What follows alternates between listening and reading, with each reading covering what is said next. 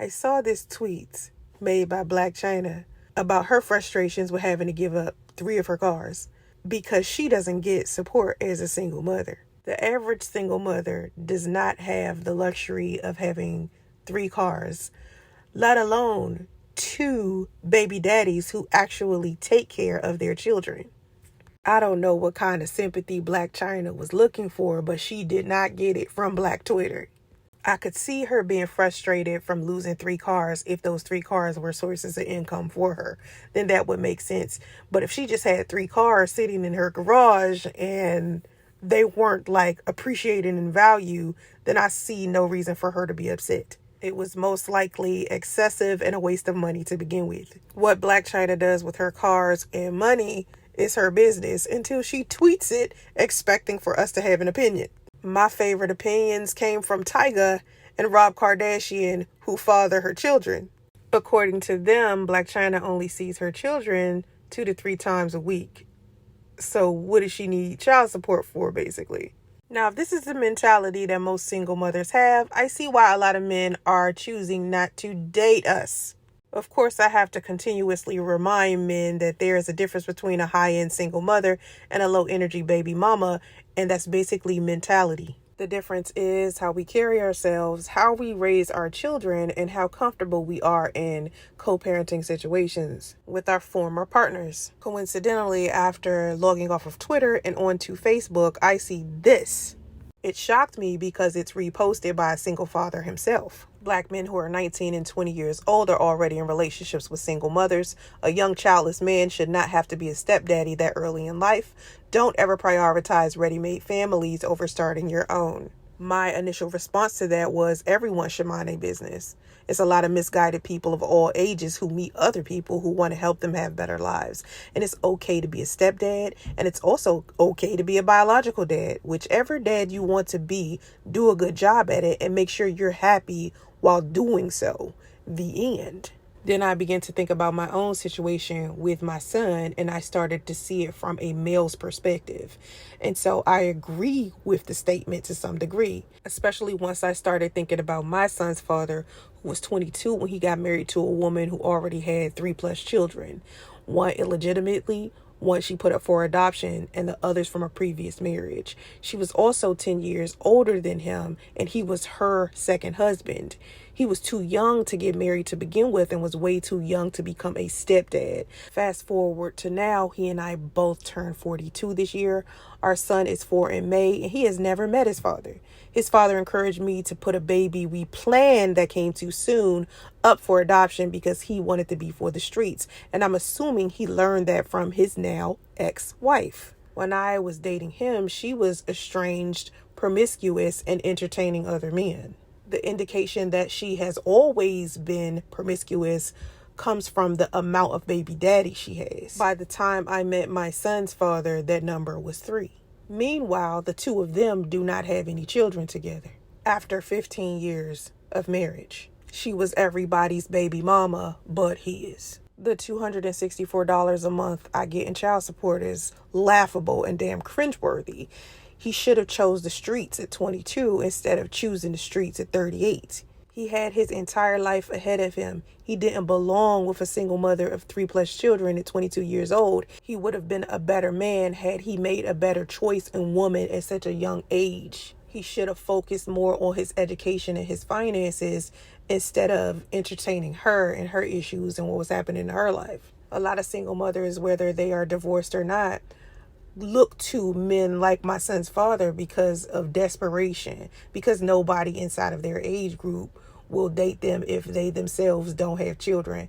Because anyone who is over the age of 30, right, who has more than 1 child or even 2 children and multiple baby daddies or even a divorce, a lot of people in their age group understand the responsibility associated with dating someone who has that much quote unquote baggage. So if they themselves do not have children or a divorce under their belt, they're not going to date someone who has it. So it surprised me that my son's father was somehow pulled into a lifestyle that he shouldn't have chose to begin with. But honestly, when you that young, it's easy for you to be manipulated. Your mind is barely developed, especially if you are male. Females at 22 barely know what they're doing and make so many mistakes. Think about it. If you're over 30 yourself, think about how dumb you was at 22. Like, no one under 25 should be making like these life-changing decisions about marriage and kids and what to do with their finances and stuff like that. They have to experience more life first before they can make a decision of that magnitude. The best bet for a single mom is to date a coach or an athlete who is already mentoring the youth. You can date a man who is in the education system, like a teacher or something like that, because they already have access to children. They already have a love for children. So they're easier to date. Your child won't be a quote unquote burden to them. We can also choose to date other single fathers. It's single fathers out here who are looking for someone to help them raise their children as well. Team up and get the job done. Personally, to me, no one over 30 should be dating someone under 25, period, regardless of gender.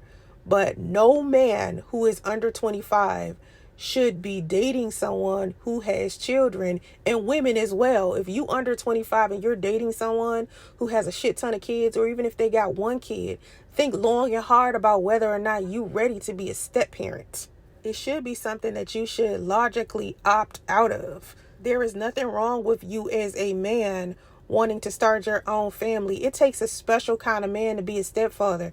It has to be a man who has a shit ton of kindness and selflessness and a shit ton of resources. Dating a single mother is not for the average Joe Schmo. So if you are selfish or broke or uneducated, please, the last thing you need to be doing is dating a single mother, especially if you are under 25. You don't have any resources. You don't have any leadership skills. You don't know anything about structuring a community, or you don't know how to build any type of foundation. So why in the world would you be dating someone who is advanced in that department? They need to go find someone that is on their level. Single mothers over 30 who are dating young men under 25 and trying to marry them and take them serious are selfish as hell and desperate as hell.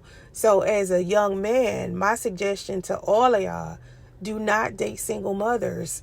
Like, do not date a single mother if you are under 25. Do not do it. It ruins a lot of your opportunities and a lot of your chances to be a better man later on in life when you want to actually have some children of your own. There are plenty of men out there who have children of their own who don't mind dating single mothers. Just as many single mothers as there are single fathers out there. Now, maybe once you get older, like once you over 30 and you figured out what kind of man you want to be, you have enough resources and finances and leadership skills and structure, and you know how to build a type of foundation or something like that, then it's okay for you to go out there and try to date a single mother if you found an exception to the rule. And please be able to choose the difference between a high-end single mother and a low-energy baby mama. You don't want those issues that come with a low-energy baby mama.